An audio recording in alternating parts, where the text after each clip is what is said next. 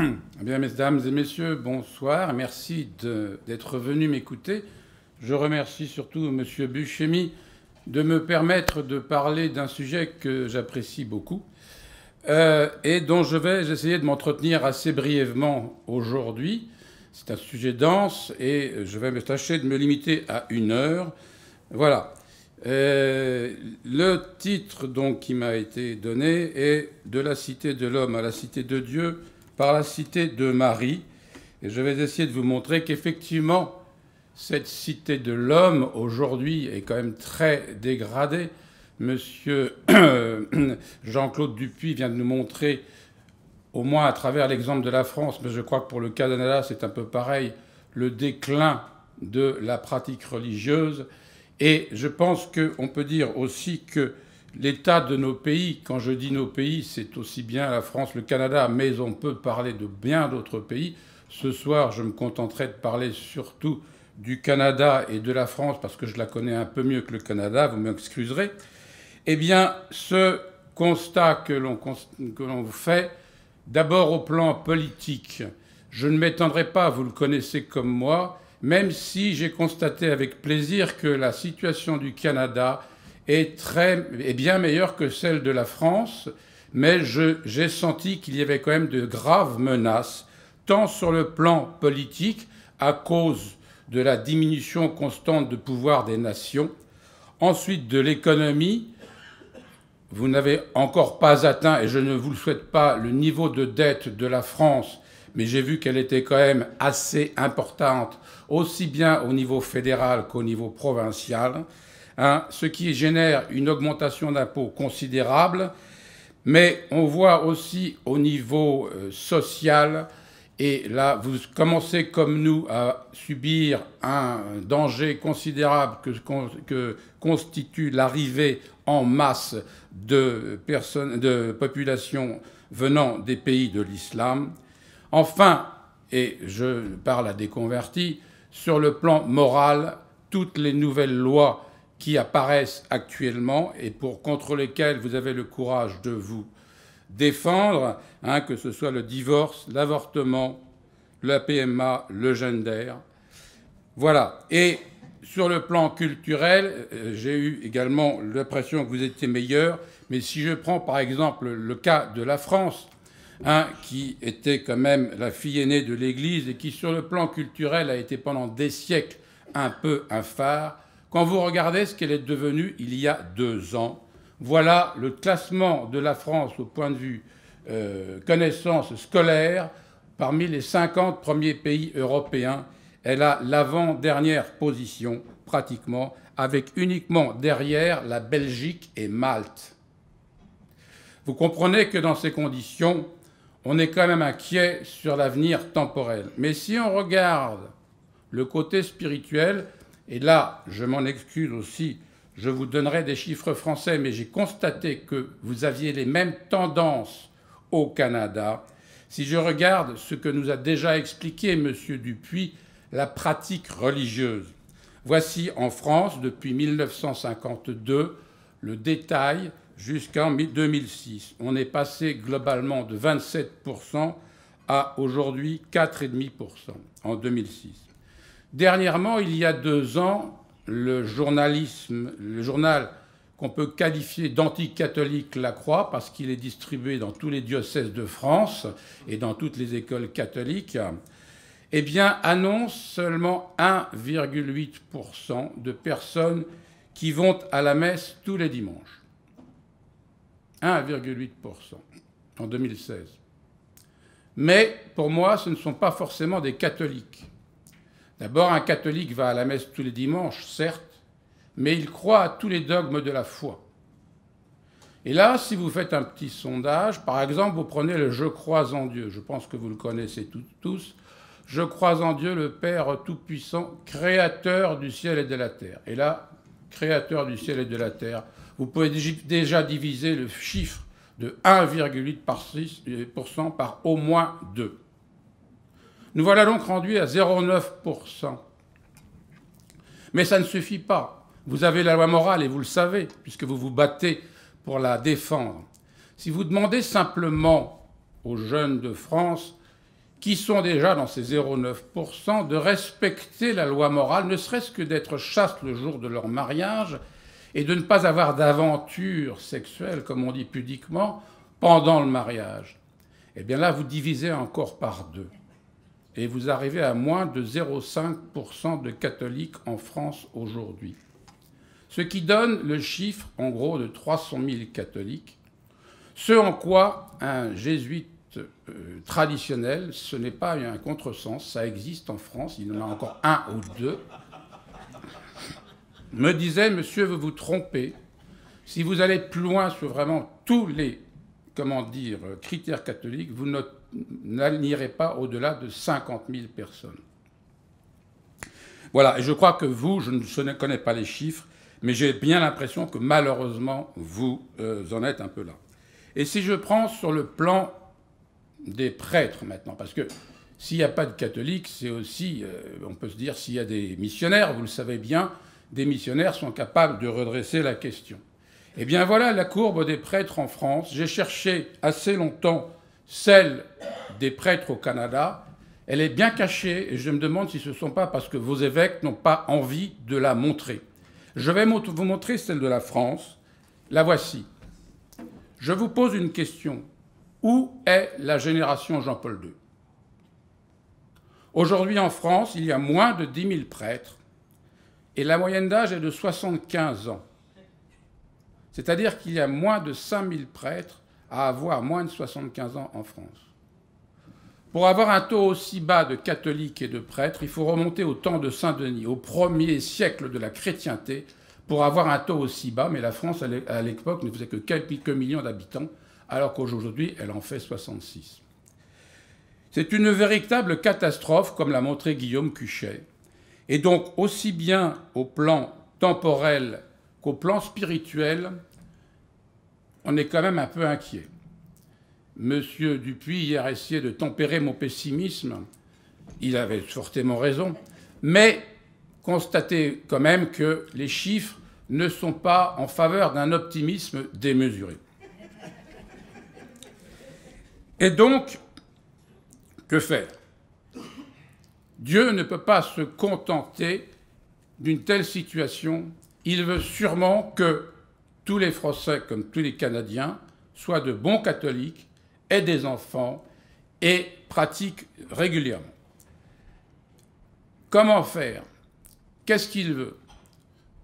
Comment imaginer, par exemple, que cette situation idéale que nous aimerions voir, avec une majorité de catholiques dans la population, puisse être, je ne dis pas dans 1 ou 2 générations, je n'ai pas envie de finir comme ça, mais je voudrais qu'elle soit là dans 10, 5, même 1 an.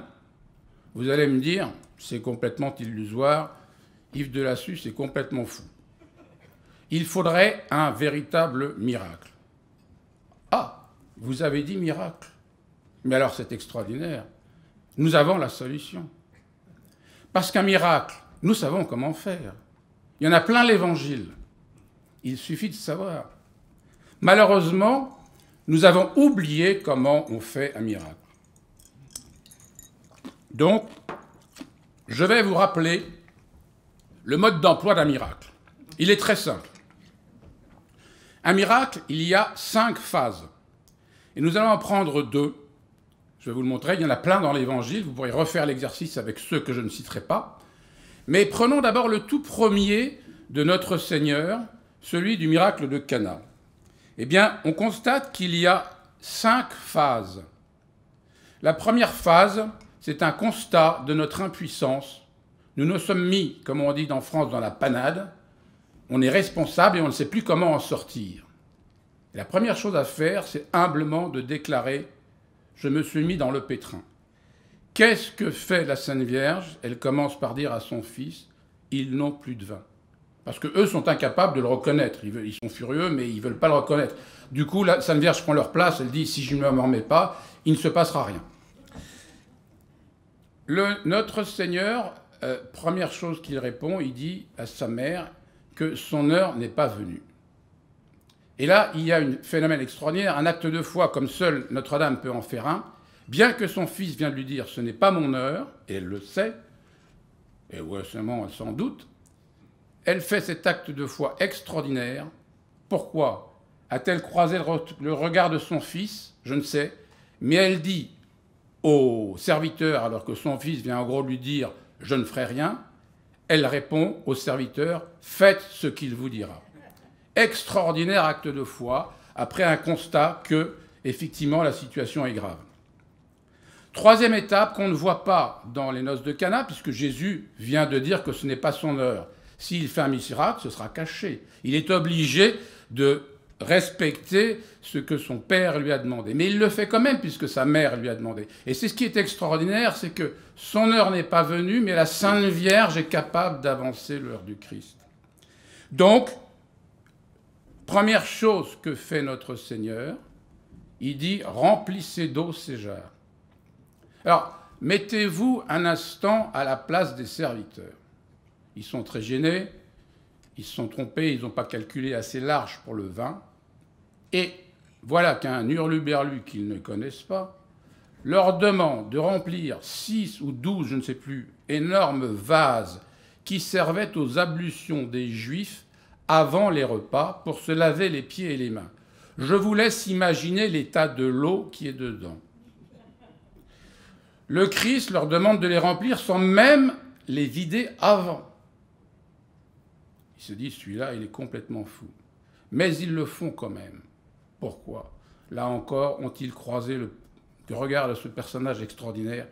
Nul ne le sait, l'Évangile est sobre sur les détails.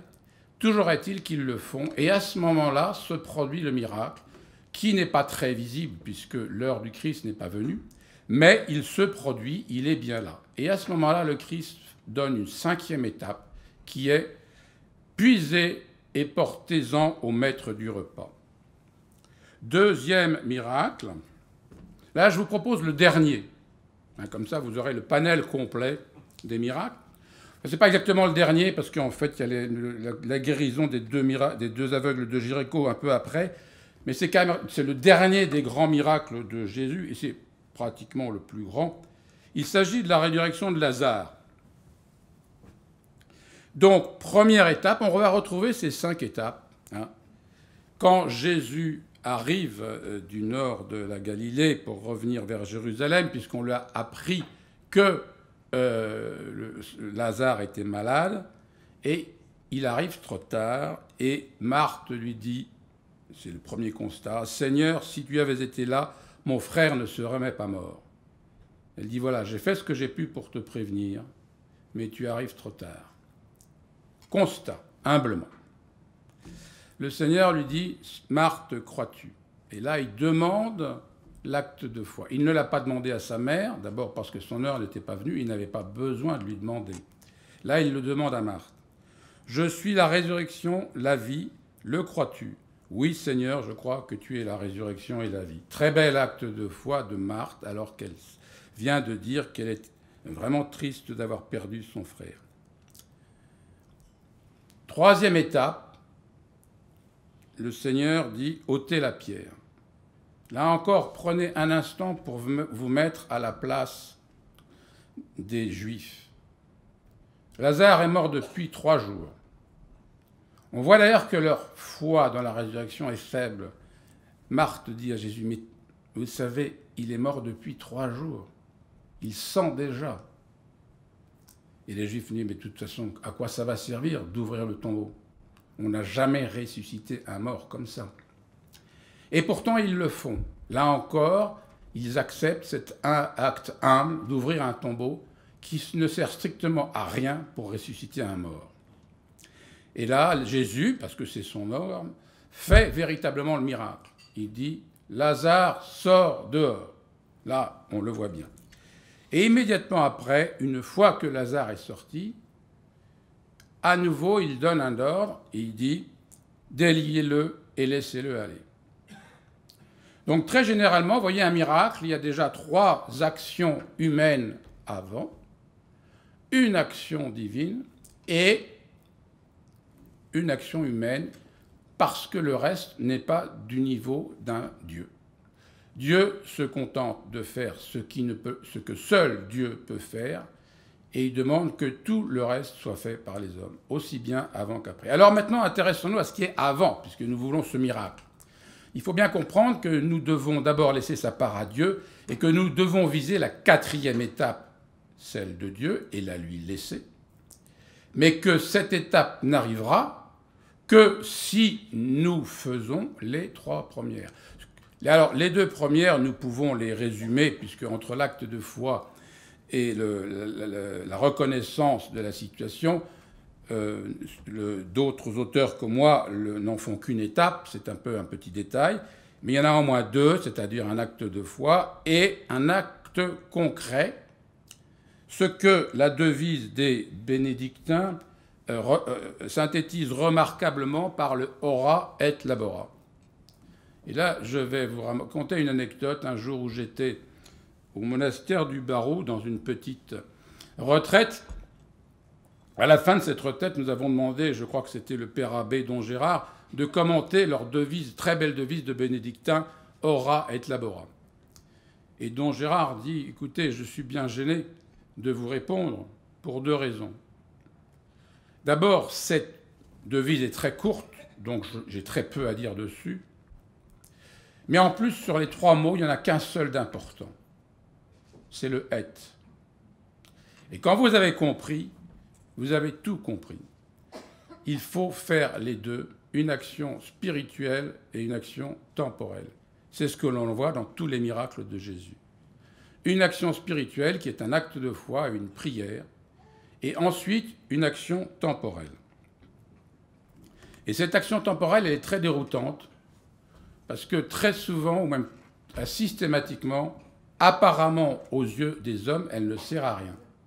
Vous pouvez essayer de remplir d'eau des jarres autant que vous voudrez, vous n'arriverez jamais à faire du vin. Et pourtant, c'est ce que Dieu nous demande. Parce qu'il nous demande quelque chose qui est à notre portée avant de faire lui-même ce qui est hors de notre portée. Alors maintenant, appliquons ça à notre cas concret aujourd'hui. Relever notre pays. Donc, la première étape, on vient de le voir, ora. Il faut prier. Vous me direz, on n'arrête pas de nous le demander. Oui, mais avons-nous choisi la prière que Dieu souhaite aujourd'hui? Ah, mais a-t-il manifesté particulièrement une prière qu'il souhaiterait pour nous sortir de la situation? Eh bien oui, et c'est à Fatima. À Fatima, Dieu, par l'intermédiaire de sa mère, a exprimé une volonté ferme. Et pour retrouver une volonté divine aussi bien marquée, c'est-à-dire que vraiment une parole divine, même si elle est faite, passe par la Sainte Vierge, il faut pratiquement remonter à Sainte Catherine de Sienne, qui est quasiment la seule sainte depuis notre Seigneur à avoir rapporté des paroles directement entendues de Dieu. Et là, en voilà une. C'était le 13 juin 1917. La Sainte Vierge dit au petit voyant, Jésus, la 2e personne de la Sainte Trinité, Jésus veut établir dans le monde la dévotion au cœur immaculé de Marie. À qui embrassera cette dévotion, je promets le salut. Ces âmes seront chéries de Dieu comme les fleurs placées par moi pour orner son trône. Et apparemment, ce n'est pas suffisant pour nos esprits humains. Il faut qu'elle répète. Et le 13 juillet, elle va répéter. Voilà ce qu'elle dit. Dieu, cette fois-ci, c'est la première personne de la Sainte Trinité. Dieu veut établir dans le monde la dévotion à mon cœur immaculé de Marie. Ce sont exactement les mêmes mots. Vous savez, c'est la méthode éducative de la répétition, là. Il n'y a même pas le point à la fin qui change. Tout y est, sauf la première phrase, le premier mot. On passe de la 2e personne à la première personne. Et ensuite, si on fait ce que je vais vous dire, beaucoup d'âmes se sauveront et l'on aura la paix. N'est-ce pas ce que nous voulons? Sauver d'abord les membres de notre famille, ceux de notre entourage, et surtout avoir la paix. La paix dans notre pays et la paix dans le monde. Donc, le Dieu veut établir dans le monde la dévotion au cœur immaculé de Marie. Il veut que nous le fassions. En quoi consiste cette dévotion? Bon, je vais sans doute enfoncer des portes ouvertes parce que j'imagine que beaucoup d'entre vous connaissent, mais je vais quand même faire une brève synthèse. On peut voir 5 pratiques. La première, qui est dans quasiment toutes les parties du message de Fatima, ce sont les sacrifices de la vie quotidienne offerts pour la conversion des pécheurs. Ce thème revient 6 fois sur les 9 apparitions de Fatima, les 3 de l'Ange en 1916 et les 6 de Notre-Dame en 1917. Ensuite, vous avez la récitation quotidienne du chapelet avec une donnée extraordinaire. La Sainte Vierge dit que cette récitation nous obtiendra la paix dans le monde. Et cette pratique est tellement importante que la Sainte Vierge elle-même la répète 6 fois à chacune des apparitions qu'elle fera en 1917. Ensuite, il y a la consécration au cœur immaculé de Marie qui est demandée formellement pour la Russie, mais qui sera explicitée plus tard par les différents enseignements de Lucie ou tous les grands connaisseurs de Fatima qui disent que cette consécration concerne d'abord notre consécration personnelle et que c'est par les consécrations personnelles que nous obtiendrons la consécration de la Russie. Enfin, vous avez la communion réparatrice des premiers samedis du mois et toute dernière apparition, le 13 octobre 1917, le dernier tableau après les 3 tableaux qu'ont vu les petits voyants des mystères joyeux, douloureux et glorieux. Dans le tableau des mystères glorieux, Notre-Dame apparaît sous les traits de Notre-Dame du Mont Carmel en portant un scapulaire. Et Sœur Lucie a toujours dit que c'était parce que la Sainte Vierge voulait que nous portions le scapulaire comme étant un signe d'appartenance et de matérialisant notre consécration à son cœur immaculé de Marie. Voilà donc les 5 pratiques. Et les 3 premières, vous constaterez qu'elles concernent toutes l'établissement de la paix dans le monde. La première, les sacrifices pour la conversion des pécheurs, parce que le jour où il n'y aura plus de pécheurs, il n'y aura mathématiquement plus de guerre. La guerre est la conséquence du péché. Supprimez le péché, vous supprimez de facto les guerres. Donc si vous priez pour la conversion des pécheurs, vous allez forcément prier pour la fin des guerres. La fin des guerres signifie la paix, au moins temporelle. Le deuxième, c'est la récitation. Plusieurs fois, la Sainte Vierge a dit que comme cela, nous obtiendrons la paix. Et enfin, la consécration au cœur immaculé de Marie, puisqu'elle a dit que la consécration de la Russie obtiendrait la fin des persécutions et des erreurs de la Russie. Voilà. Alors, voilà par exemple ce que dit l'ange, les paroles de l'ange sur ce sujet. Première parole de l'ange en 1916, « N'ayez pas peur, je suis l'ange de la paix. Priez avec moi » et il enseigne une très courte prière. Que pouvons-nous conclure? D'abord, les anges existent. Il y a en plus un ange de la paix. Dieu, au milieu de la Première Guerre mondiale, veut nous apporter la paix. Que fait-il? Il nous rappelle ou nous enseigne qu'il y a un ange de la paix. Ne serait-il pas pertinent de demander à cet ange de la paix de nous aider à obtenir cette paix? Là, il s'agit bien d'une paix temporelle, parce que pour obtenir la paix au ciel, on y sera forcément, il n'y aura plus de péché. Donc, si nous voulons la paix, la première des choses à faire, c'est ce que nous dit de faire l'ange de la paix, qui nous dit « Priez avec moi ». Donc, on voit bien, la première des choses à faire, commencer par prier. Deuxième parole, « De tout ce que vous pourrez, offrez à Dieu un sacrifice en acte de réparation pour les péchés par lesquels il est offensé et de supplication pour la conversion des pécheurs. » Je disais qu'à chaque apparition de l'ange, il avait parlé du sacrifice. En voilà un exemple.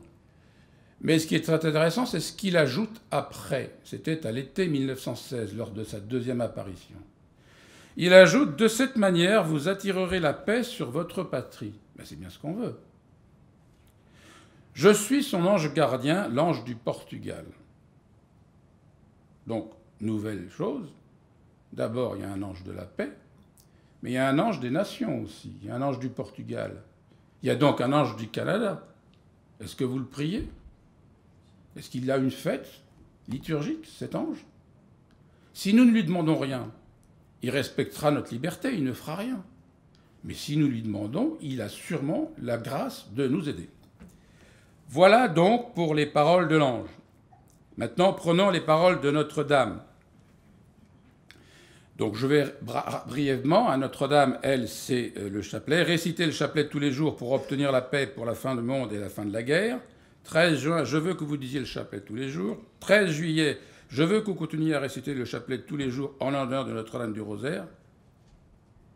Pour obtenir la paix du monde et la fin de la guerre, parce que seule elle, Notre-Dame, peut les obtenir. Seule Notre-Dame pourra nous obtenir la paix. Je veux que vous continuiez à réciter le chapelet tous les jours le 19 août. Continuez à réciter le chapelet pour obtenir la fin de la guerre le 13 septembre. Et encore le 13 octobre, que l'on continue toujours à dire le chapelet. Donc c'est non seulement la paix, mais aussi la fin de la guerre. Et cet enseignement a été également donné par les petits voyants, et notamment Jacinthe, qui était sans doute des trois petits voyants, celle qui a mieux compris le sens du message de Fatima. Elle est malheureusement morte beaucoup trop tôt pour nous en parler, mais le peu qu'elle a dit avant de mourir en 1921 à l'hôpital de Lisbonne est exceptionnel de densité. Voici par exemple une phrase qu'elle a dit à sa cousine Lucie peu avant de mourir. « Dieu nous accorde ses grâces par le moyen du cœur immaculé de Marie, que c'est à elle qu'il faut les demander, que le cœur de Jésus veut qu'on vénère avec lui le cœur immaculé de Marie, que l'on demande la paix au cœur immaculé de Marie, car c'est à elle que Dieu l'a confiée. » Donc si nous voulons la paix, ne nous trompons pas, il faut la demander à qui l'a, à savoir Notre-Dame. Mais il n'y a pas que Jacinthe, tout au long de sa vie, Lucie a parler de cela, et notamment, voici une lettre de Sœur Lucie du 19 mars 1939 à son directeur spirituel, le père Aparicio. De la pratique de cette dévotion unie à la consécration au cœur immaculé de Marie dépendent pour le monde la paix ou la guerre. Encore une fois. C'est pourquoi j'ai tant désiré sa propagation, et puis surtout parce qu'elle est la volonté de notre bon Dieu et de notre si chère Mère du Ciel. C'est la volonté du bon Dieu, Lucie le répète en 1939. Et c'est vrai qu'on le retrouve dans le secret qu'elle a confié le 13 juillet, et c'est le troisième moyen qui va nous donner la paix. Le premier, les sacrifices pour la condamnation des pécheurs, c'est l'enseignement de l'ange. Le deuxième, c'est la récitation du chapelet par la Sainte Vierge. Et le troisième, c'est la consécration de la Russie, là aussi par la Sainte Vierge. Si l'on fait ce que je vais vous dire, beaucoup d'âmes se sauveront et l'on aura la paix, toujours ce que l'on cherche.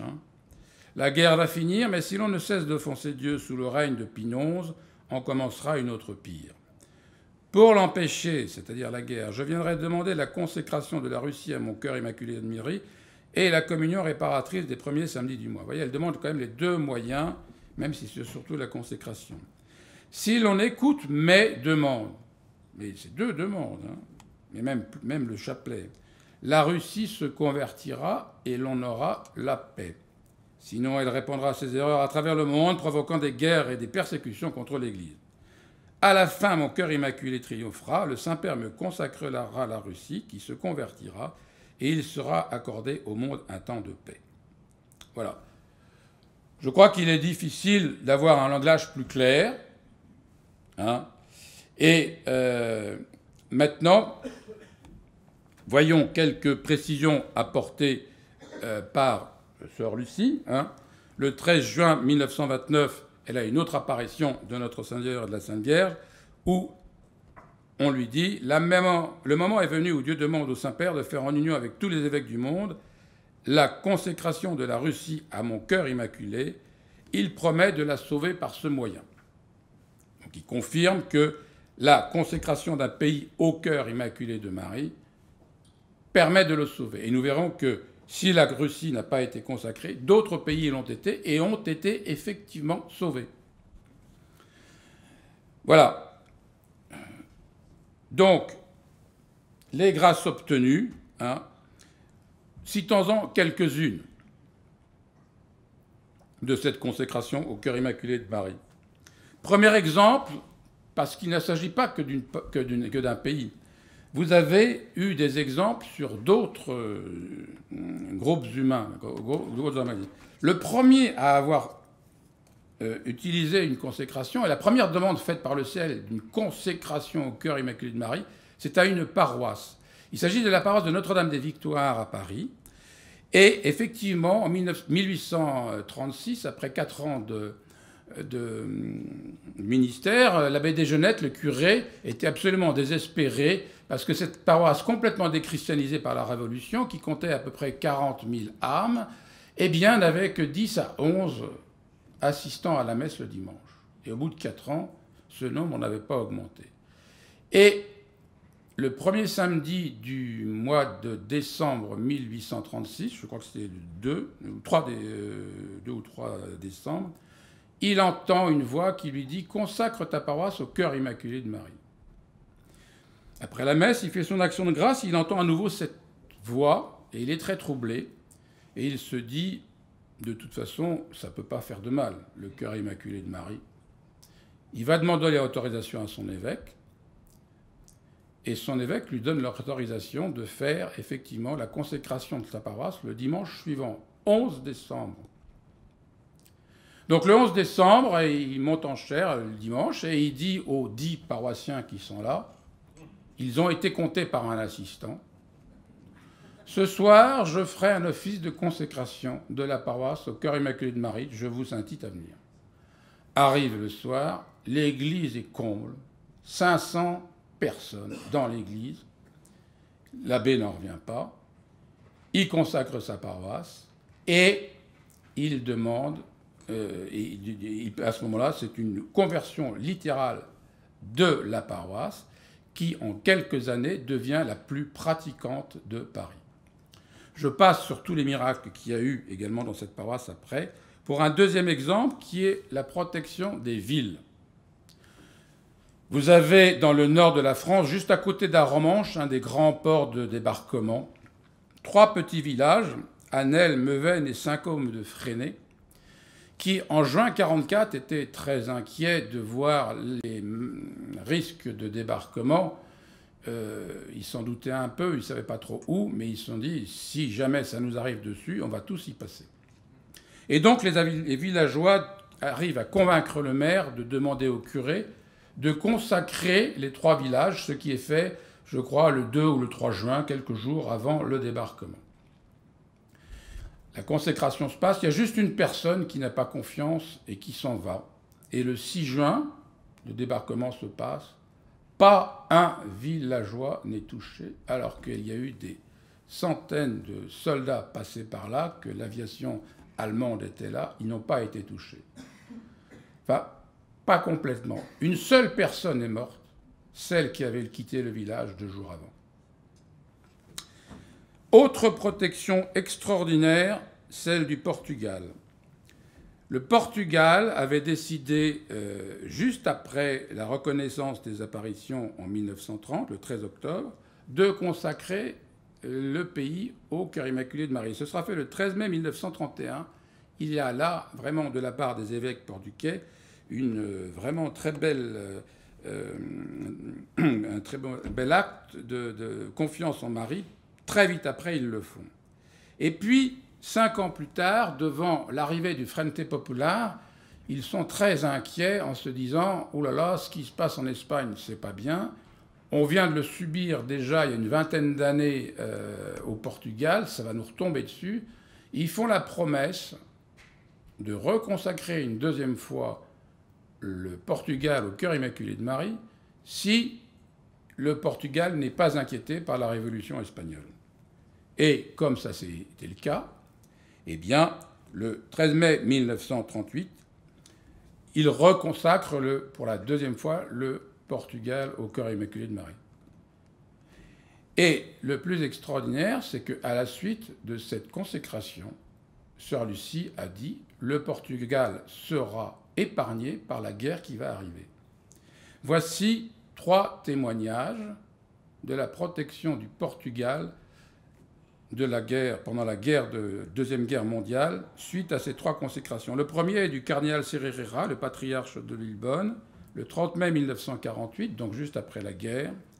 Il dit « J'ai vu la lettre dans laquelle, 7 mois avant la guerre, cette guerre horrible, horrible, qui couvrit de sang la terre et la mer, et était annoncée comme imminente, mais où il était promis que le Portugal serait épargné par ces horreurs à cause de la consécration que ses évêques en avaient faite au cœur immaculé de Marie. » Deuxième témoignage, encore le cardinal Cereira, 8 ans plus tard. « Cette grâce de consécration, sans minimiser les efforts de nos gouvernants, qui furent des instruments de la Providence », là encore on note l'action spirituelle, puis l'action temporelle, que dans le monde en flammes, le Portugal a pu rester en paix. Enfin, troisième témoignage, 10 ans plus tard, 11 ans plus tard, par le cardinal Ottaviani, cette fois, quand même un personnage important dans l'Église. J'ai eu en main la lettre du 6 février 1939, où la voyante disait imminente la guerre prédite par Notre-Dame et promettait la protection de Notre-Dame sur le Portugal grâce à la consécration à son cœur immaculé faite par l'épiscopat portugais. Voilà, je ne m'étends pas plus, il y aurait plein d'autres exemples. Donc, rappelez-vous que nous demande le ciel pour le parti spirituel, les sacrifices de la vie quotidienne, c'est ce que nous apprend l'ange, la récitation quotidienne du chapelet, c'est ce que nous demande la Sainte Vierge, ainsi que la consécration au cœur immaculé de Marie. Et nous venons de voir par 3 exemples qu'il ne s'agit pas que de la Russie, mais également de nos familles, nos paroisses, nos villages et notre pays. On peut rajouter, puisque associé à la consécration au cœur immaculé de Marie, nous avons vu, il y avait la communion réparatrice des premiers samedis du mois, et puis bien évidemment, le port du scapulaire ne concerne qu'à titre individuel, il n'est pas directement lié au problème de la paix dans le monde, encore qu'il puisse nous protéger et donc nous permettre de travailler à cette paix. Voici donc les 2 premières étapes que nous demande le ciel avant de faire un miracle. Mais il y a donc une 3e étape qui est une étape temporelle.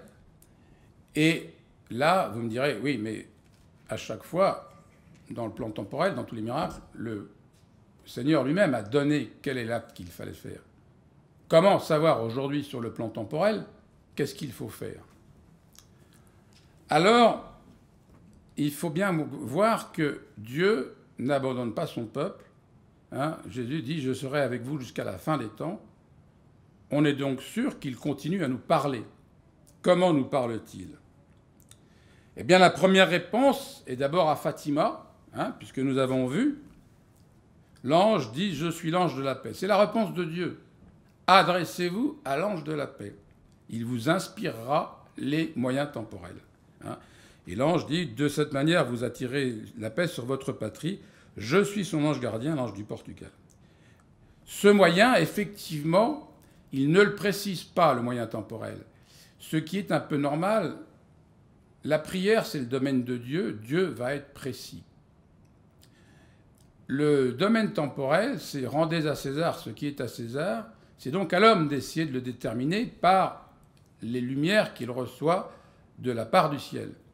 Donc il faut faire un peu œuvre d'intelligence pour essayer de les voir.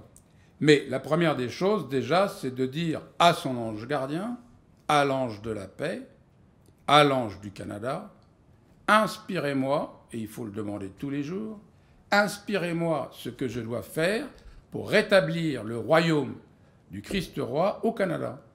Si nous ne commençons pas ça, l'ange, il aura beau parler, ça ne servira pas à grand-chose. Il faut que nous soyons à son écoute et pour cela, lui demander. Voilà. Donc, première chose, les anges. Et c'est très important, beaucoup plus que l'on ne le pense, parce que, pourquoi? Dieu a confié le gouvernement des nations aux anges. Voici ce que nous enseigne saint Thomas. La providence du gouvernement divin a voulu que l'homme, aux pensées et aux volontés si changeantes et si fragiles, comme c'est bien nous cela, soit assisté dans sa marche vers le ciel par un des esprits bienheureux à jamais fixés dans le bien. Et dans une autre question, les bons anges peuvent être envoyés par Dieu en ministère auprès des hommes, Dieu se servant de leur action auprès des hommes pour promouvoir le bien de ces derniers ou pour l'exécution de ses conseils à leur endroit. Donc Dieu, dans sa sagesse, a donné comme consigne à l'ange de nous aider justement dans ce domaine temporel. Il ne faut pas donc oublier de les invoquer. Mais il a été plus loin. Alors il dit effectivement comment fonctionne l'ange. L'ange ne peut changer la volonté de l'homme en agissant sur elle directement, évidemment. L'ange peut agir sur l'imagination de l'homme et sur d'autres facultés sensibles. Mais il faut y être attentif. L'ange peut illuminer l'intelligence et l'esprit de l'homme, c'est toujours saint Thomas, fortifiant sa vertu et mettant à sa portée la vérité pure que lui-même contemple. Voilà donc comment l'ange agit sur nous. Et il faut vraiment en être conscient pour vivre en permanence dans la journée avec notre ange gardien. Et puis, il y a une autre fonction de l'ange qui est importante.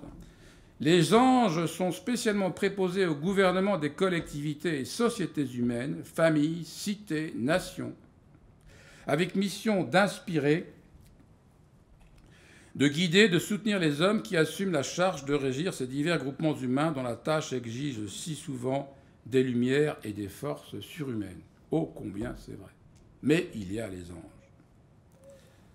Résumons, il y a un ange du Portugal, il y a donc un ange du Canada, il y a un ange de la paix, et nous avons notre ange gardien. Demandons-leur des lumières. Et une suggestion, tâchons d'obtenir de nos évêques, on peut toujours rêver, n'est-ce pas? Ça fait du bien de temps en temps. Demandons l'établissement d'une fête de l'ange gardien du Canada. Voilà. Deuxième source d'inspiration après les anges, parce que vous me direz, oui, les anges, je ne les entends pas beaucoup. Bon, c'est vrai, c'est un langage réel, mais difficile parfois à saisir, parce qu'il ne se traduit pas par des paroles humaines. Le deuxième langage, c'est celui des papes. Les papes sont le vicaire du Christ sur la terre, et leur enseignement, enfin, pas tous les papes, mais presque, leur enseignement est en général la volonté de Dieu. Et voici ce que dit... alors, je me contenterai des papes de Grégoire XVI à Pie XII. Je suis désolé, après Pie XII, j'ai beaucoup de mal à trouver quelque chose qui réponde au sujet de ce soir. Vous m'en excuserez, je ne suis pas au Vatican. Voilà ce que dit saint Pie X dans sa première encyclique qu'il a écrit donc 2 mois après son élection, le 4 octobre 1903.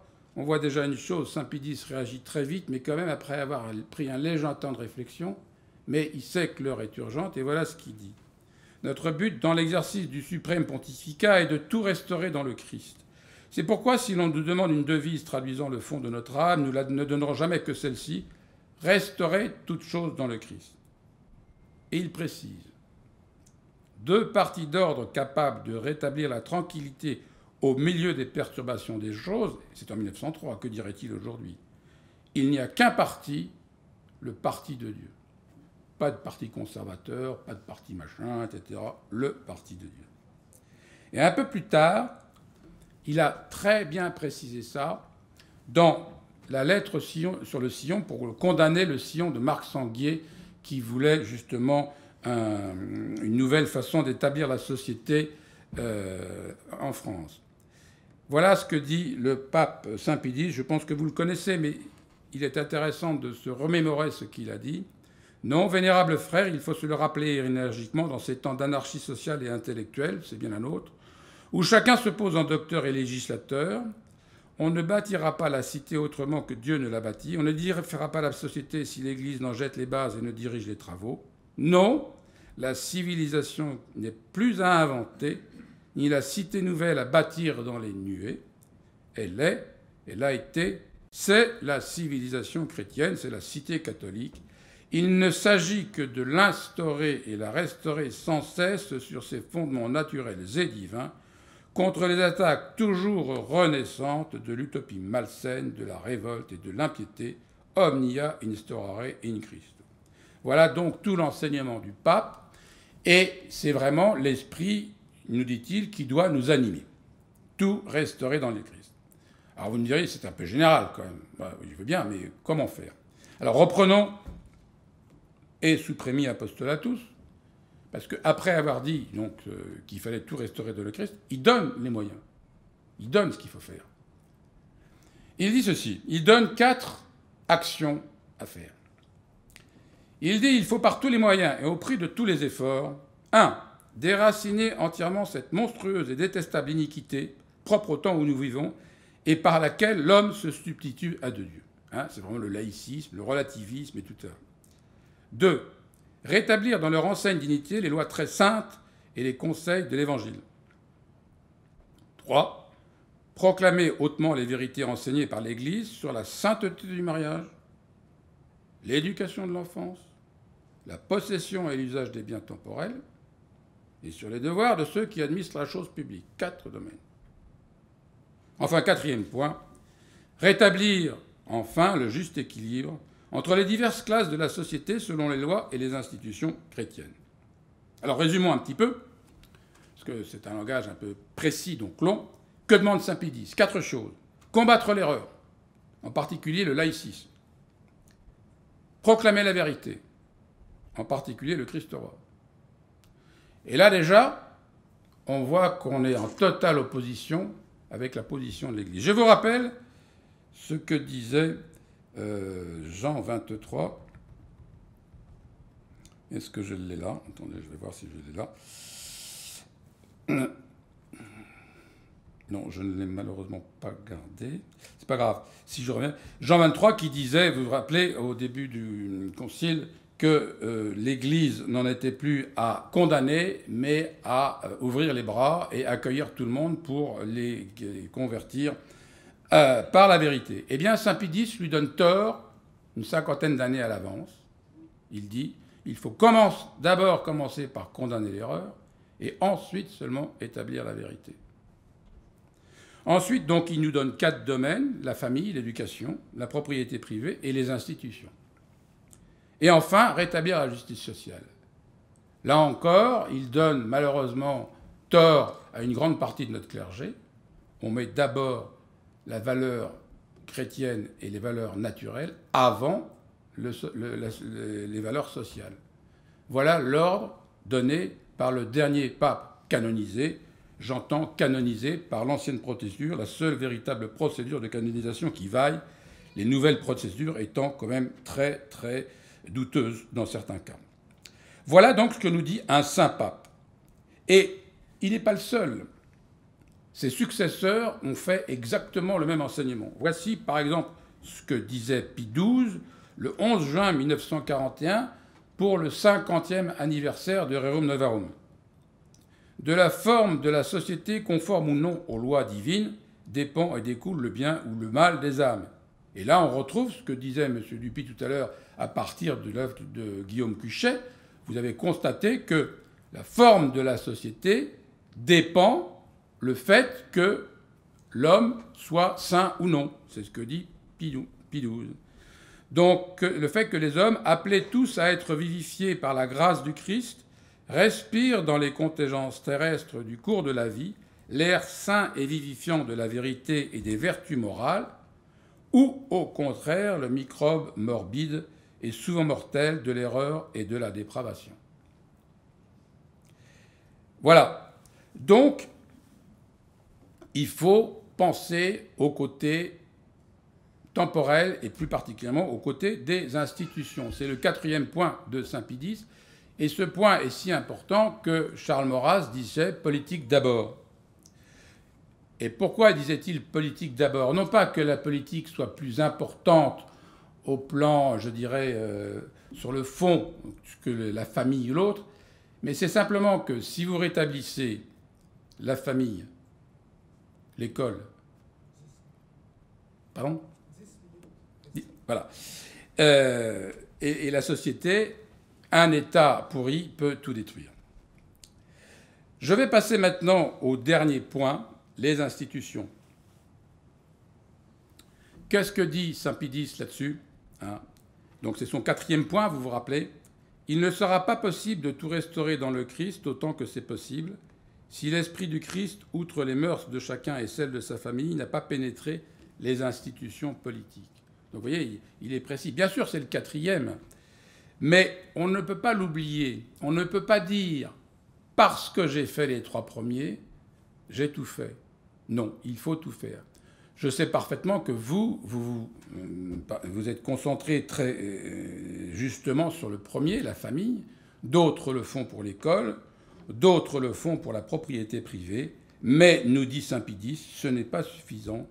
Il faut encore travailler le domaine des institutions. Alors, laissez-moi les 5 minutes qui restent pour vous parler un petit peu de ce qui serait possible de faire. C'est un domaine complexe, difficile, j'en conviens. Voilà. D'abord, quelques grands principes.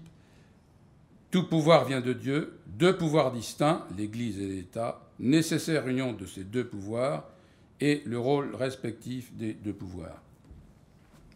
Voici, par exemple, ce que dit le pape Saint Gélas. Donc, c'est, vous voyez, quand même un pape avant Pie XII, donc on peut lui faire confiance. Depuis l'avènement de celui qui seul aurait pu se dire à la fois vrai roi et vrai prêtre, il n'appartient plus à aucun empereur de prendre le titre de pontife et aucun pontife de revendiquer la pourpre royale. C'est déjà la séparation de l'Église et l'État bien expliquée. Le Christ, en effet, conscient de la fragilité humaine, a voulu que les autorités chargées de pourvoir au salut des fidèles fussent équilibrées dans une prudente ordonnance. Il a donc distingué les devoirs de chaque puissance. Bien une distinction, mais le pape précise ce qu'il entend. Il leur a assigné à chacun le rôle propre, leur dignité spéciale. Et c'est encore ce que nous disait M. Dupuy tout à l'heure. Pour satisfaire à son vœu, les empereurs chrétiens s'adresseront aux pontifes lorsque la vie éternelle sera en jeu, et les pontifes useront de la protection des empereurs dans le cours de leur vie temporelle. L'Église éclaire l'État, l'État protège l'Église. D'où le rôle important d'avoir des bonnes institutions pour pouvoir protéger l'Église. Léon XIII disait également « Il est donc nécessaire qu'il y ait entre les 2 puissances un système de rapports bien ordonné, non sans analogie avec celui qui, dans l'homme, constitue l'union de l'âme et du corps. » Alors, très brièvement, comment peut-on voir le problème du rétablissement des institutions ? Complexe. Essentiellement, on peut voir... C'est une question, en fait, de désignation des chefs. On peut voir 4 façons de désigner les chefs. Le premier, c'est l'hérédité. Le second, c'est la force. Le 3e, c'est la désignation. Et le 4e, c'est l'élection. Alors, éliminons-les rapidement. Pour l'hérédité, bon, au niveau du chef de l'État ou même d'une commune, on ne voit pas très bien. Vous avez déjà une reine. Avoir un roi en plus, ça va être compliqué. Ça va créer des distensions. On voit mal. La force, ça a très très bien marché dans la conquête du pays de Canaan, pour Jeanne d'Arc, pour les croisades, pour la colonisation. Mais aujourd'hui, nous sommes tellement peu nombreux que je nous vois mal attaquer. La désignation, c'est un système qui marche remarquablement bien. On le voit dans l'armée, dans l'entreprise. Le chef désigne ses subordonnés et c'est remarquable. Malheureusement, au niveau d'un pays, il faudrait donc imaginer que les instances internationales désignent le chef du Canada. Non, merci. Reste l'élection, avec toutes ces combinaisons possibles. Donc, on est bien coincé. Parce que, voici ce que dit Pie IX sur le système électif. Je bénis tous ceux qui y coopèrent, c'était en 1874. Vous voyez, qu'est-ce qu'il dirait aujourd'hui ? Je bénis tous ceux qui coopèrent à la résurrection de la France. Je les bénis dans le but, laissez-moi vous le dire, de les voir s'occuper d'une œuvre bien difficile mais bien nécessaire. Celle qui consiste à faire disparaître ou à diminuer la plaie horrible qui inflige la société contemporaine et qu'on appelle le suffrage universel. Remettre la décision des questions les plus graves aux foules nécessairement inintelligentes et passionnées n'est pas se livrer au hasard ou courir volontairement à l'abîme. oui, le suffrage universel mériterait plutôt le nom de folie universelle. Et quand les sociétés secrètes s'en emparent, ce qui est le cas, comme il arrive trop souvent, c'est le mensonge universel. Pie IX, très grand pape. Vous voyez que les papes nous parlent quand même. Ils nous donnent quel système, si on veut, à l'élection, quel système aller. En effet, ce système est d'abord injuste. Il divise le corps. C'est quand même extraordinaire pour essayer d'unir un pays derrière un chef. On commence par le diviser en morceaux. On commence par créer des systèmes. Et en plus, après l'élection, il y a l'opposition et la majorité. Donc, on navigue sur la division. Divise le corps électoral. Instaure un esprit de candidature épouvantable où tout le monde se croit meilleur que l'autre, alors que ça devrait être l'inverse. Donne l'avantage au mensonge. Est orientable par l'argent. Donc, on voit souvent que c'est les partis les plus riches qui gagnent. Et le pouvoir vient du peuple, ce qui est bien sûr une erreur. Le pouvoir vient de d'eux. Ceci a été remarquablement résumé par un écrivain français qui s'appelle Ernest Renan, dont je ne recommande pas la lecture de tous les livres, parce que c'est un type épouvantable par bien des côtés. Mais dans un livre remarquable qu'il a écrit, qui s'appelle La réforme intellectuelle et morale, voilà ce qu'il dit. Appliquer le choix de la personne du souverain à l'élection encourage le charlatanisme, détruit d'avance le prestige de l'élu, l'oblige à s'humilier devant ceux qui doivent lui obéir. À plus fortes raisons, ces objections s'appliquent-elles si le suffrage est universel?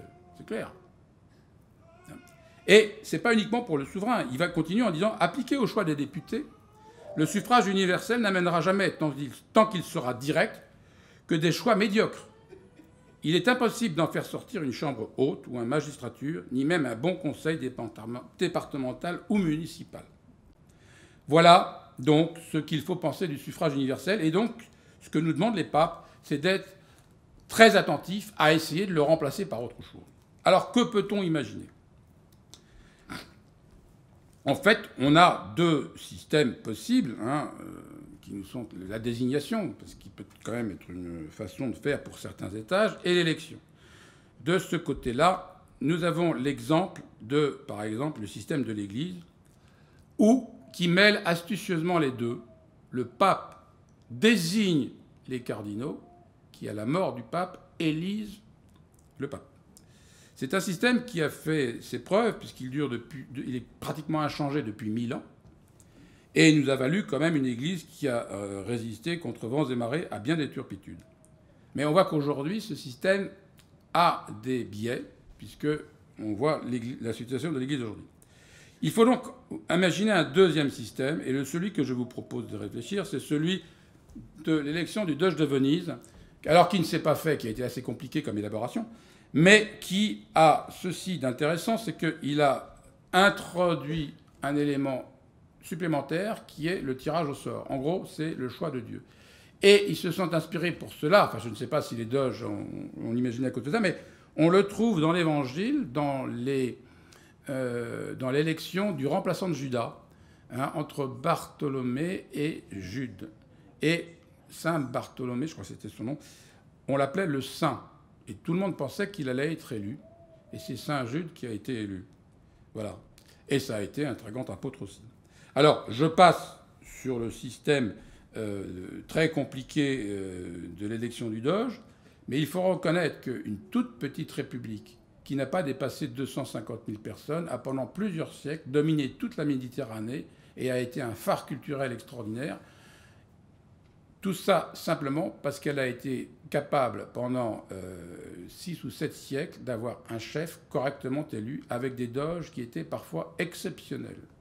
Ainsi, par exemple, vous avez un doge dont j'oublie le nom qui a été élu, il avait 94 ans, il était aveugle et ça a été un plus grand doge de la série des doges. Il ne se serait jamais présenté comme doge s'il était volontaire, mais il a été élu parce qu'il avait été désigné, et ensuite le choix du tirage au sort s'est tombé sur lui.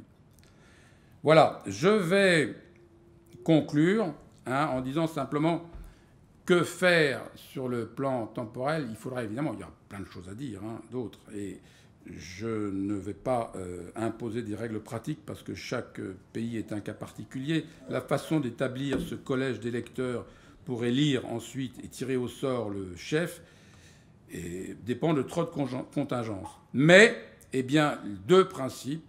Il faut éradiquer le suffrage universel et d'autre part, reconstruire les communautés organiques naturelles. Voilà. Je vais conclure directement. Je m'en excuse, il y aurait beaucoup de choses à dire. J'avais prévu, mais effectivement, le temps tourne. Conclusion, eh bien, c'est encore Pie XII qui nous le dit. Priez, orate fratres, sinon vous ne feriez qu'œuvre humaine, et à l'heure présente, en face des forces adverses, l'œuvre purement humaine est vouée à la stérilité, c'est-à-dire à la défaite. Ce sera la faillite de votre vocation. Il faut donc bien commencer par prier. Et ensuite, j'espère vous avoir convaincu qu'il ne faut pas s'arrêter là. Vous le faites à travers toutes vos actions pour la défense de la vie. Il faut aussi faire des actions pour la défense de l'école, c'est fait aussi, pour la propriété privée et pour les institutions. Voilà, j'espère que ce programme vous aura convaincu et vous aura donné quelque espoir de redresser la situation malgré les tristes constats que nous avons pu faire au début, M. Dupuy et moi.